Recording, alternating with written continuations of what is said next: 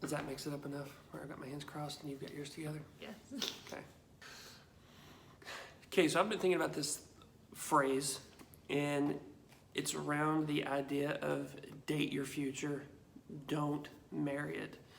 And it comes from having conversations with a couple people they're trying to figure out what should my life direction be. Like, I'm thinking about going to college, what should I study? And I'm freaking out because I feel like I've got to make this life-altering decision at the age of 18, or I'm 24 and I'm trying to figure out what my next, I'm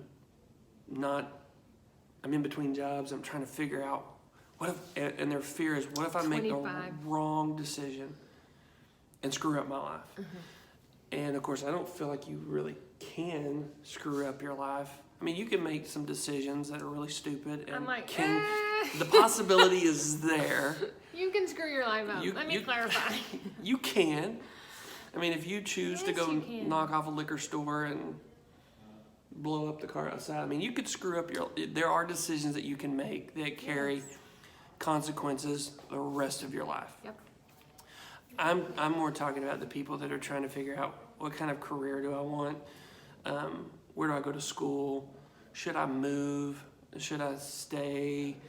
They're making these, and they're almost paralyzed because they're fearful. And so it just came to me talking to one person. It's like, well, view it this way: date your career, don't marry it. In other words, in that season, there comes a time where you need to marry a career path. You found your life calling, you found how you're wired.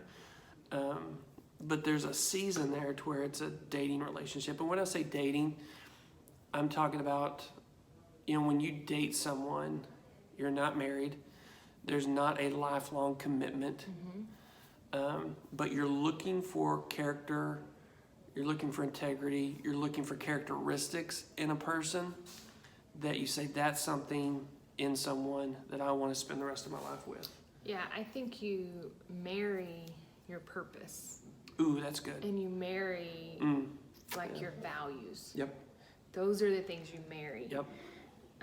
That can manifest in different jobs and careers. There's Yep. different ways to get that out. For That's really instance, ministry, we say it all the time because it's true. Yep. We all, yes, pastors do ministry and people that work in the church do ministry.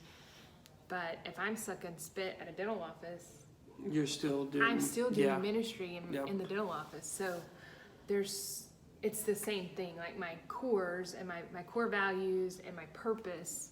Yep. Those are the things. That was really Little those. hick.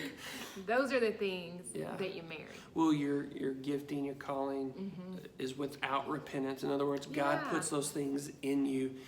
And it's not necessarily, I love what you said, it's more about your purpose than it is your career. Yeah. It's more about your calling and your gifting. And then putting yourself in positions to where your gifting and your calling works out. Yeah. Because it doesn't matter what you're doing, where you're at, Right.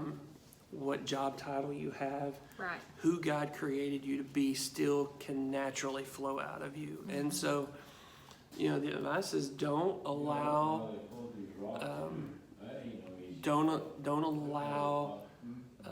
the fear of making a wrong decision paralyze you. I'd say take some risk, Absolutely. try some things. Especially in those all ages, but especially in those younger category, because you don't know. You're still trying to figure out who you are. Yeah, I say it all totally. the time. I got married 20. Yeah, I didn't know who I was. yep, I had some inklings and some impressions and some ideas, but it just takes time. And I think being married young, you grow in that together, but that's a whole nother subject. Yeah, so definitely step towards it, try some things. Not to say let's you're gonna, pause.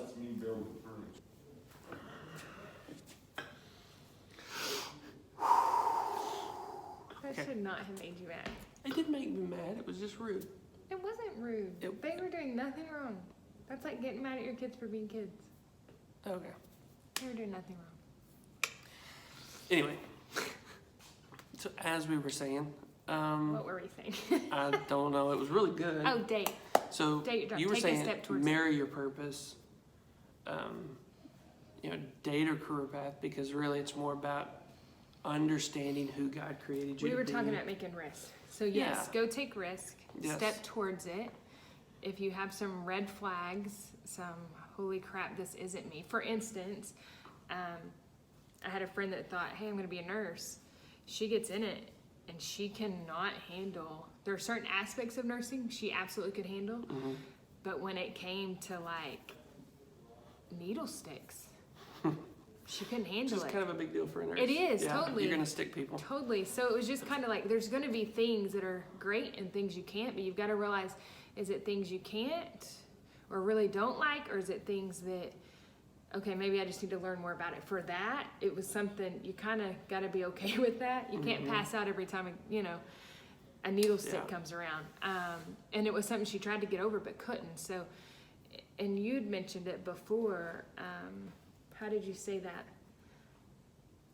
Well, I think what you're alluding to is that a lot of people think that life is a point A to point B journey, and it's a straight line.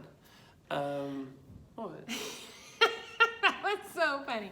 I think what you're alluding to. I'm sorry. That was the best. Okay. That sounded like I think what you're alluding to. I think Kim. what you're referring to, my dear, is that people have the perspective that life is a point A to point B and it's a straight line. And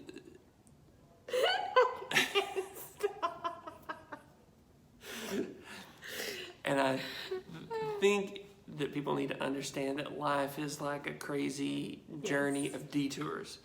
And that the detour you're on, the season that you're in, may seem like miles away from where you want to be. But God is taking you on those detours, and through every detour and through every season, He's teaching you something that's preparing you for your next step. And every step, every season in our life, God's doing something in us that's preparing us for what's next. Right. And ultimately, it gets us to that place to where we're no longer dating a career path. We're no longer, but we are making that commitment. Yeah.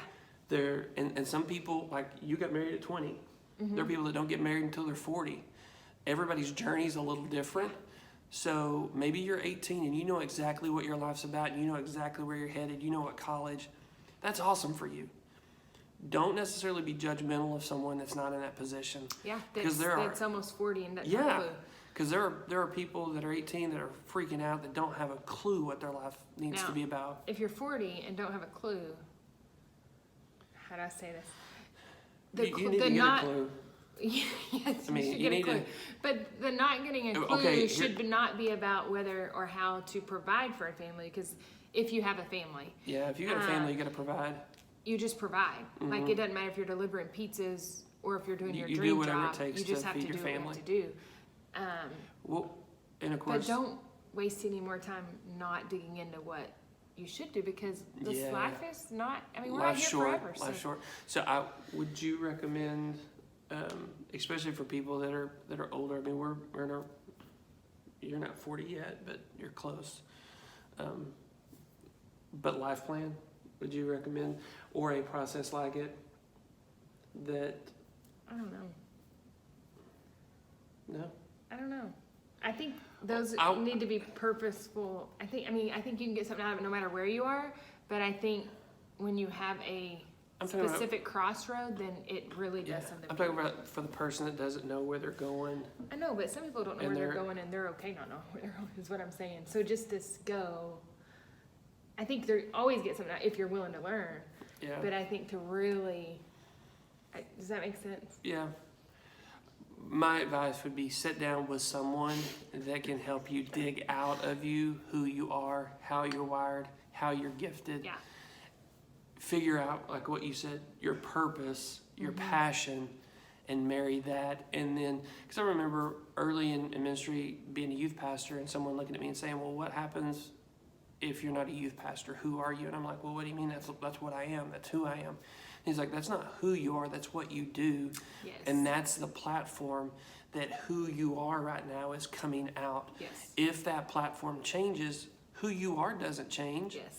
So for me, whether it was preaching on the stage to teenagers or whether it was, washing cars at Enterprise for a summer, it was who I was naturally coming out. And I think that's the key for people. Yeah. Find out who you are, how you're gifted, what your talent is, what has God put in you, because He's put a treasure on the inside of you, and you need to figure out what that is, and then the best ways for that to come out. Absolutely. Because what God's put in you will be an incredible blessing and encouragement, and it's what will make the difference in the lives of the people around you. Absolutely. You have thoughts? Nope. All right, Done. that's good. All right, as always, shoot us more questions. Yep, we're not done yet. Okay. We got to do the outro. There's the intro, there's the context, and then there's the we're done. So this is the we're done. And hopefully you enjoyed this. Hopefully this was helpful to you.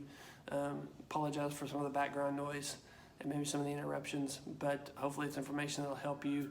And man, let us know what's up in your world, in your life, and let us know if this was helpful.